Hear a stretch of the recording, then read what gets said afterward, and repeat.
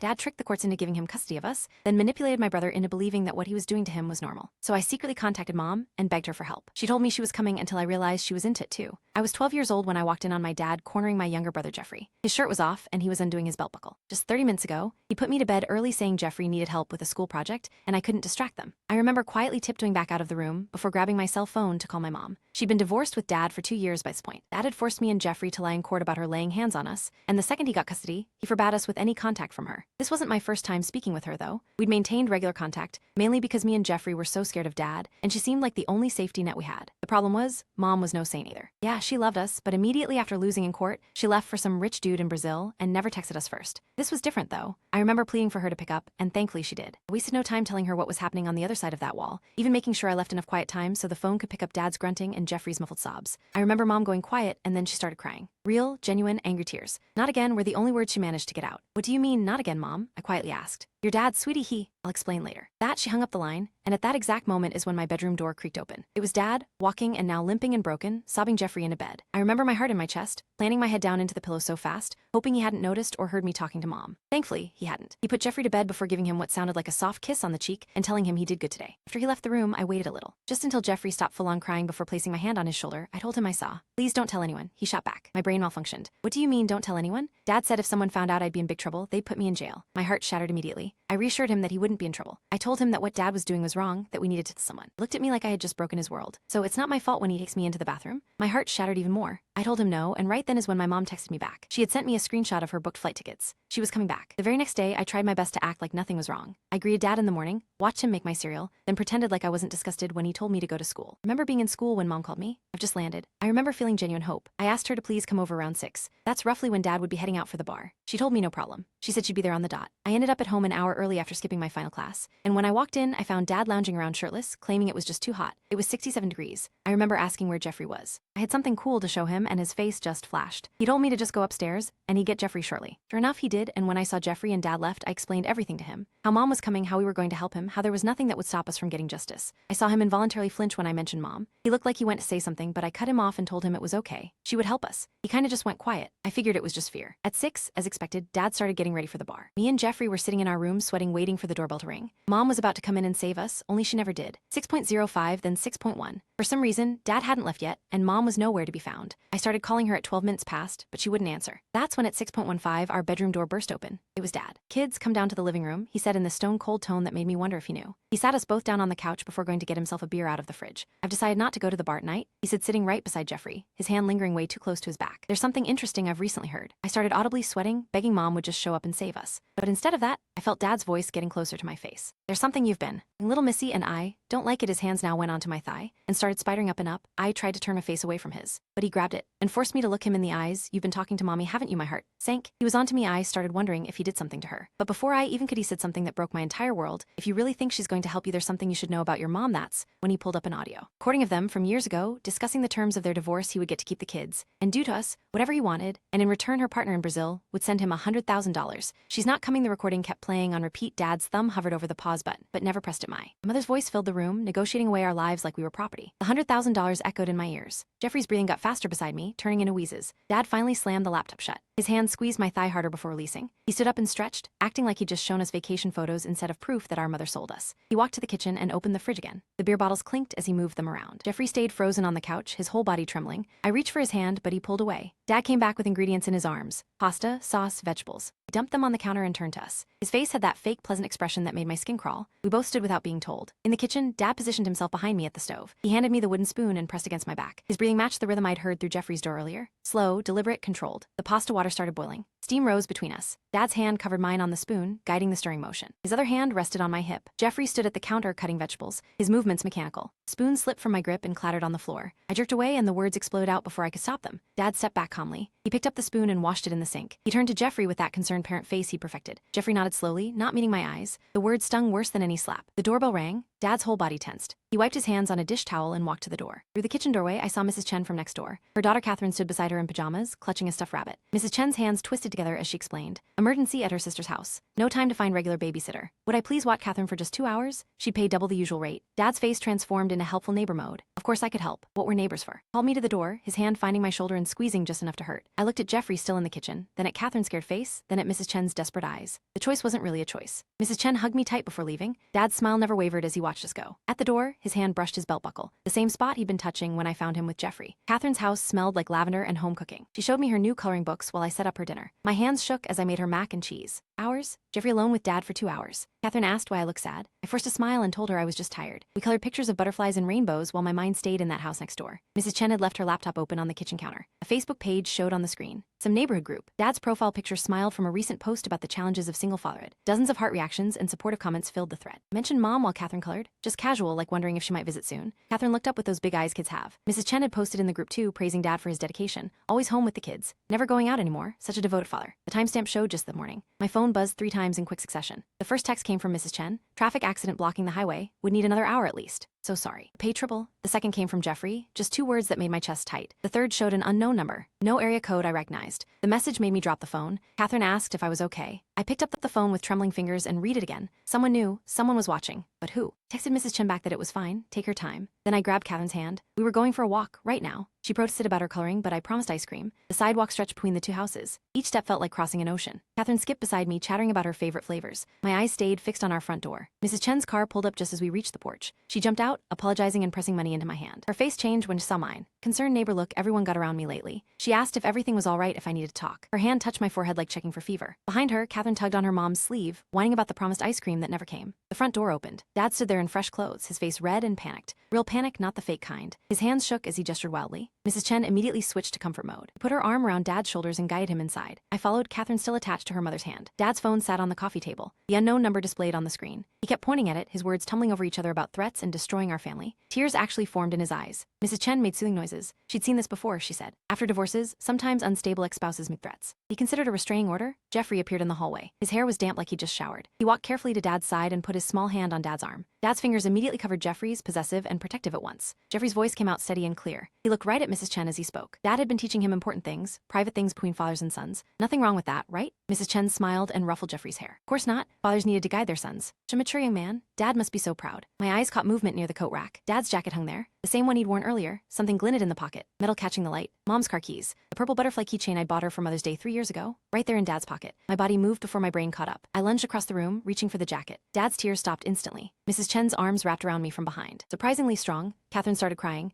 Mrs. Chen held me tighter. Speaking in that calm voice people use with dangerous animals, I needed to calm down. I was scaring the children. This wasn't appropriate behavior. She looked at Dad over my shoulder. Maybe she should call someone? Get me some help. She knew people at child services who specialized in troubled children. Dad's face cycled through emotions, concern, gratitude, calculation. He touched Mrs. Chen's shoulder gently, shaking his head. I was going through a hard time adjusting to the divorce. He could handle it. Mrs. Chen slowly released me. She gathered Catherine and headed for the door, promising to check in tomorrow. At the threshold, she turned back. If he needed anything at all, just ask. The neighborhood looked after its own. The door closed. Dad's mask dropped instantly. He walked to the coat rack and pulled out Mom's keys, dangling them in front of me. Then he slipped them into his pants pocket and patted it. Jeffrey hadn't moved from his spot. His eyes stayed fixed on the floor. Dad walked over and put both hands on Jeffrey's shoulders, steering him toward the kitchen. Dinner needed finishing. We were a family. Families ate together. The pasta had gone cold. Dad dumped it and started over, humming while he worked. Jeffrey set the table with mechanical precision. I stood frozen by the coat rack, my mind spinning. Mom had come. She'd made it to the house, but she never made it inside. The keys in Dad's pocket proved it. What had he done? Where was she now? Dad called us to eat. His voice had that edge that meant no arguments. We sat in our usual spots. He served the pasta, making sure to give Jeffrey an extra large portion. Growing boys needed their strength, he said. The food tasted like cardboard in my mouth. I talked about normal things, school, homework, weekend plans, like this was any other dinner, like Mom's keys weren't burning a hole in his pocket. After dinner, Dad made us do homework at the kitchen table while he washed dishes. His eyes never left us. The unknown number hadn't texted again. Jeffrey's pencil scratched across paper, solving math problems with perfect concentration. Bedtime came too soon. Dad walked us upstairs, his hand on Jeffrey's shoulder the whole way. In our room, he tucked Jeffrey in first, spending extra time smoothing the blankets. His goodnight kiss on Jeffrey's forehead lasted too long. He turned to me next. His face was calm, almost peaceful. He sat on the edge of my bed and brushed hair from my face. His words came out soft, almost gentle. The threat hung in the air after he left. I lay in the dark, listening to Jeffrey's breathing. Not quite asleep, not quite awake. Somewhere in between where the bad things lived. My phone glowed under the pillow. The unknown number had texted again while we ate dinner. Just coordinates this time. Numbers that meant nothing to me, yet morning came like a slap. Dad's cheerful voice carried up the stairs, calling us for breakfast. Time to start another day, time to pretend everything was normal, and to keep the secret that was eating us alive from the inside out. But now I knew Mom had tried to come. She kept her promise, and Dad had stopped her. The keys in his pocket proved it. The unknown number knew something. And somewhere out there, Mom was either waiting for us or I couldn't finish the thought. Jeffrey stirred in his bed. Another day in hell was about to begin. But now I had two clues. Mom's keys and a mysterious number. It wasn't much, but it was more than we did yesterday. Dad called again, impatient now. We dressed quickly and headed downstairs. The smell of pancakes filled the kitchen. Dad stood at the stove, Mom's keys visible in his pocket as he flipped the batter. He smiled when he saw us. That perfect father smile that fooled everyone. Everyone except whoever was behind that unknown number. They knew what he was doing. Maybe, just maybe, they could help us escape this nightmare. But first, we had to survive another day. Dad served the pancakes with practiced normalcy, placing extra syrup on Jeffrey's plate. His movements were smooth, controlled, like an actor who'd rehearsed his role 1,000 times. I watched him pocket Mom's keys deeper as he bent to get orange juice from the fridge. School offered no escape. The counselor pulled me aside during second period, clipboard in hand. Jeffrey needed his anxiety medication refilled. Dad's signature was required, standard procedure. She handed me the form with a sympathetic smile, mentioning how difficult divorce could be on children. Folded the paper carefully, knowing what this meant. Dad would control when Jeffrey got his medication, another tool in his arsenal, another way to maintain power over us. During lunch, my phone vibrated. The unknown number had sent a photo, our house taken from across the street. Timestamp from last night when Mom should have arrived. Someone had been watching. Someone had seen everything. After school, I found Aunt Sarah waiting by the pick zone. Dad had asked her to collect us. Family emergency, she explained, though her eyes avoided mine. The drive to her house was silent, except for Jeffrey's nervous breathing in the backseat. Aunt Sarah's living room smelled like vanilla candles and disappointment. Sat us down, hands folded in her lap. Her words came out rehearsed. She was worried about me. My behavior reminded her of when Grandpa died, how I'd seen threats everywhere, imagined danger in shadows. Dad had called her, concerned, such a devout father trying his best. Maybe I needed someone to talk to, a professional? She had names, numbers, people who specialized in children struggling with divorce. Jeffrey sat beside me, picking at a loose thread on his jeans. His silence spoke volumes. I wanted to scream the truth, but Aunt Sarah's face had already decided. I was the problem child. Dad was the victim. The ride home felt like a funeral procession. Dad waited on the porch, arms crossed, playing the part of worried parent perfectly. He thanked Aunt Sarah profusely, one hand resting on Jeffrey's shoulder the entire time. Inside, he didn't mention the conversation. Instead, he opened his laptop at the kitchen table. His fingers flew across the keyboard, creating something new. A Facebook group appeared on screen, single fathers supporting each other. He made himself admin, wrote the first post about the challenges of raising children alone. Within minutes, neighbors started joining. Comments poured in, hearts and thumbs up for the dedicated dad doing his best. Mrs. Chen was first to share the group, adding her own praise for his devotion. I watched him build his fortress of public opinion, brick by digital brick. Every post I might make, every cry for help would now be seen through this lens. The troubled daughter of the perfect single father. That night, dinner was Chinese takeout. Dad let us eat in front of the TV, a rare treat. He sat between us on the couch, one arm around Jeffrey, the other holding the remote. A perfect family tableau for anyone looking through the window. My phone buzzed. The unknown number again. This time, a video file. My hands shook as I opened it in the bathroom. Volume barely audible. Grainy footage of our driveway. Mom's car pulling up. Dad meeting her outside. A brief struggle. Then her car driving away with Dad at the wheel. The timestamp showed 6:03 p.m. while Jeffrey and I had waited in our room while I called her phone desperately. She'd been here. She'd tried. I deleted the video immediately, knowing Dad checked our phones. But the image burned in my mind. Evidence existed. Someone had proof. One cared enough to share it. Morning brought new challenges. At school, I tried to check on Jeffrey during recess. The playground monitor intercepted me, walkie-talkie in hand. Dad had called ahead. I was bothering my brother, disrupting his school day. The incident was noted in my file. Jeffrey stood 20 feet away, surrounded by friends, not meeting my eyes. The distance between us grew wider than the playground. I was becoming the unstable sister he needed protection from. In computer class, I discovered something else. Mom's old email was still logged into the family tablet. Dad had gained access. Every appointment reminder, every communication with teachers or doctors now flowed through him. He could see everything, control everything. The auto pay was still active on her credit cards. Subscriptions, memberships, automatic payments, all continuing as if she hadn't vanished. A digital ghost maintaining the illusion of normalcy. PE class became my downfall. 3 nights without real sleep caught up. I stumbled during relay races, nearly fainted during jumping jacks. The nurse's notes were thorough. Exhaustion, possible substance use, recommend parental conference. Dad arrived within the hour, all concern and responsibility. He spoke quietly with the nurse, mentioned the difficult divorce, his ex-wife's issues, how hard he tried to shield us from her instability, how sometimes trauma manifested in the children. The nurse nodded sympathetically. Of course, these situations were so difficult. She'd make sure to monitor me closely, document any concerning behaviors. Dad squeezed my shoulder just hard enough to hurt, thanking her for her diligence. Uncle Marcus called that evening. Dad put him on speaker, letting his voice fill the kitchen. Marcus was struggling. His wife had given him an ultimatum. Stop enabling family drama or she'd leave, take the kids, start fresh somewhere else. Marcus's voice cracked. He believed something was wrong. He wanted to help, but he couldn't lose his marriage, couldn't risk his own children. He was sorry, so sorry. The line went dead. Dad's smile was small, satisfied. Another ally gone, another door closed. The fortress grew stronger. The Facebook group exploded overnight. Hundreds of members. Local news shared it as a feel-good story. Single dad creates support network. Comments poured in about my concerning behavior. The disturbed Thompson girl who attacked her poor father. Someone had photographed me at school, stumbling in PE. The image spread through parent WhatsApp groups with worried messages. Was she on substances? Was she dangerous? Should they keep their children away? Emma found me crying in the bathroom. Her mom needed Dad's landscaping contract. Their business was struggling. A bad review, one lost client, and they'd lose everything. Emma was sorry. She believed me, but she couldn't risk her family's survival. I understood. Another door closing, another friend gone. The fortress grew impenetrable. Dad started dating Emma's mom 2 weeks later. He brought flowers, quoted Jeffrey's favorite movie during dinner, charmed her daughter with Mac tricks and promises of stability, a ready-made family to replace the broken one. The police visit was inevitable. Dad filed a report about my threats. I filed a counter-report about his abuse. We both took polygraphs. Both passed. He believed his version where I was unstable. I believed mine where he was a monster. Truth became subjective. My old diary surfaced during the investigation. Pages and pages praising Dad as the best father, written during the custody battle when he coached us to lie. Now, evidence of his exemplary parenting. My own words used as weapons against me. 4-year-old next door started repeating things. Jeffrey's daddy was teaching him to be a man, not weak like his sister. The words came out innocent, absorbed from adult conversations. Another brick in Dad's fortress. Ring doorbell footage became evidence. Me trying to get into the house at midnight after sneaking out to think. Me looking aggressive, desperate, unstable. The concerned neighbors sharing clips in the Facebook group, protecting the community from the disturbed girl. Family court treated my allegations as manipulation.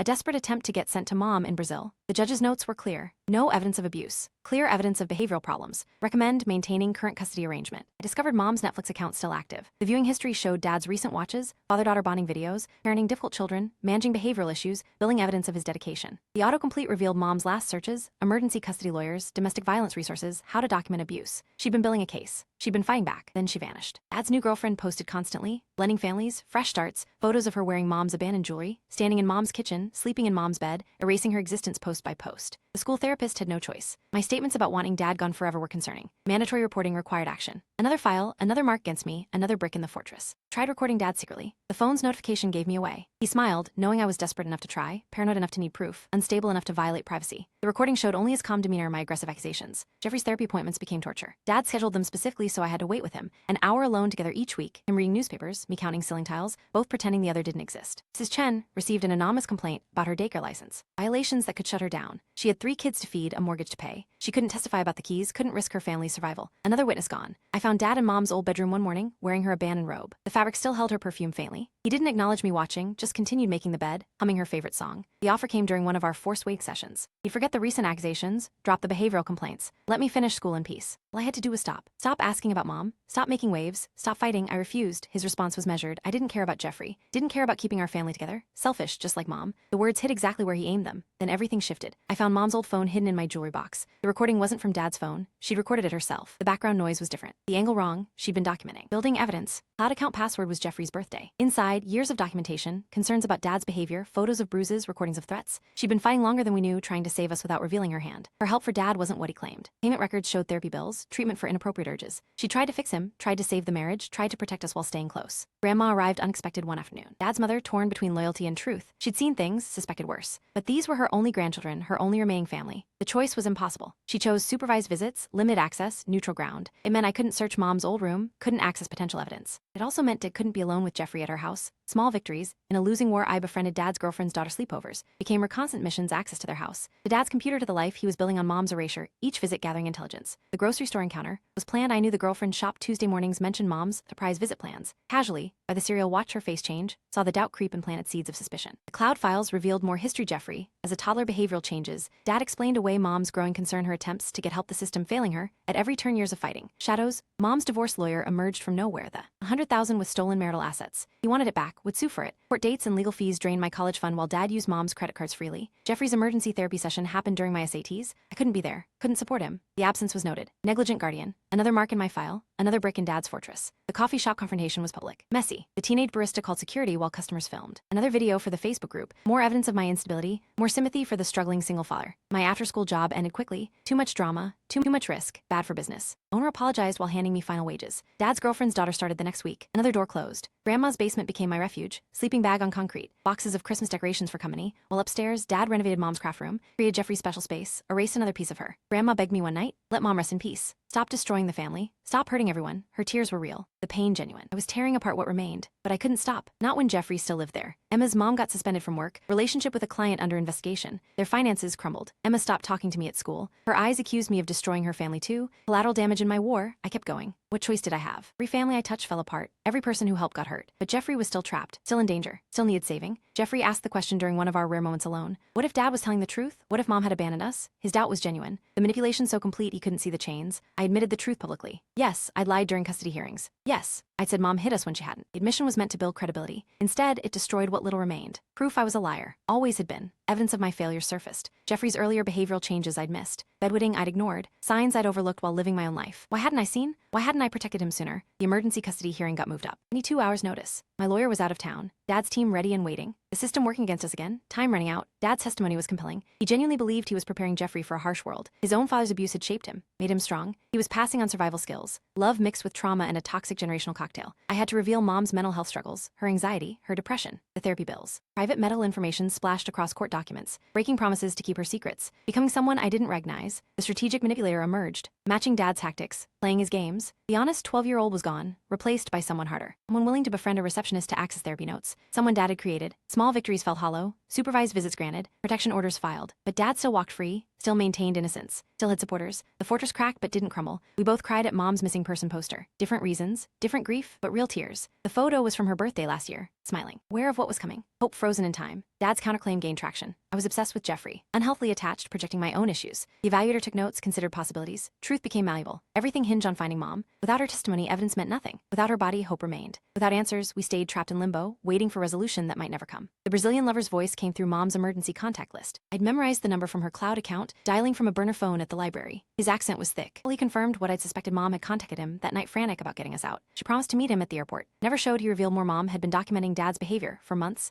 sending copies to Brazil for safekeeping the night. She disappeared. She texted him that she was leaving Dad's house with evidence. That was the last message I pressed for details. He admitted mom had stayed together, proof, believing the legal system would work if she had enough documentation. She needed evidence of a pattern, not just isolated incidents. 100,000 had been their joint savings, which Dad had somehow accessed during the divorce. Back at Grandma's, I searched the garage while she napped. Mom's old boxes were stacked in the rafters, covered in dust. Inside the third box, wrapped in Christmas lights, I found it. Mom's backup phone, the battery dead but the memory intact. The phone powered on after charting. Videos filled the gallery. Mom documenting Dad's threats, his controlling behavior, his escalating violence. Date stamps showed she'd been recording for over a year, billing her case methodically. One video made me drop the phone. Mom confronting Dad about Jeffrey, threatening to expose him. Dad's response was calm, measured. He reminded her about her depression, her anxiety medication. Who would believe an unstable woman over a devoted father? Final video was dated the night she vanished. Mom in her car, outside our house, preparing to confront Dad one last time. She looked directly at the camera, explaining she was going inside to get us. The video cut off mid-sentence. I copied everything to multiple drives, hiding them in different locations. One in the library's lost and found, another in Emma's old treehouse. A third mailed to Mom's lawyer. Insurance against Dad's next move. Ring arrived faster than expected. The courtroom was packed with neighbors, teachers, and family Dad supporters. Filled one side my side, had empty seats. Grandma sat behind me, hands trembling. Dad's appearance had changed. His perfect facade showed cracked stubble on his usually clean-shaven face, his tie slightly crooked, small signs of pressure building. I presented the evidence methodically. No emotion, just facts. The phone videos played on the courtroom screen. Mom's voice filled the space, documenting years of abuse. Dad's threats, captured clearly. His lawyer challenged the authenticity, demanded proof. The videos weren't edited. The judge ordered a digital forensics expert to examine the phone. Court recessed for 3 days. During the break, Dad's girlfriend confronted me outside the courthouse. Her daughter had found Mom's jewelry in Dad's drawer, along with documents Mom had hidden. The girlfriend's face showed dawning realization. She'd been wearing a dead woman's rings. The bank records surfaced next. Dad's large cash withdrawal the day Mom disappeared. The teller remembered because Dad had seemed agitated, insisting on specific bills. The timestamp matched Mom's final video. Jeffrey's therapist testified reluctantly. Professional obligation overruled confidentiality when child safety was at stake. Jeffrey had disclosed things during sessions, details that corroborated the timeline. The therapist's notes were entered into evidence. Dad's breakdown came suddenly, not dramatic or loud, just a quiet crumbling as evidence mounted. He started talking about his own father, the cycle of abuse, how he was trying to make Jeffrey strong. The judge ordered a psychiatric evaluation. The forensics expert confirmed the videos were authentic, metadata intact, no signs of tampering. Mom's documentation was thorough, professional. She'd known exactly what courts needed. Child Protective Services moved quickly, emergency removal order. Jeffrey would stay with Grandma temporarily. I could visit but not have custody. My own behavioral file was too thick, the system's compromise. Dad's arrest happened quietly, no dramatic scene, just officers at Grandma's door with a warrant, charges related to Mom's disappearance based on the new evidence. He went without resistance. Calm mask finally slipping. The prosecutor met with me privately. They needed my testimony about Mom's keys, the timeline, everything I'd witnessed, but they were honest. Without Mom's body, conviction would be difficult. Circumstantial evidence only went so far. I made a choice. Testifying meant reliving everything publicly. It meant Jeffrey hearing details I'd tried to shield him from, but silence meant Dad might walk free. The decision was obvious. Jeffrey started therapy properly. He'll help this time, not Dad's controlled sessions. His progress was slow. Years of manipulation didn't unravel quickly, but he was safe. That mattered most. The trial date was set 6 months away. Dad remained in custody, bail denied due to flight risk. His Facebook support group dissolved as evidence became public. The fortress crumbled brick by brick.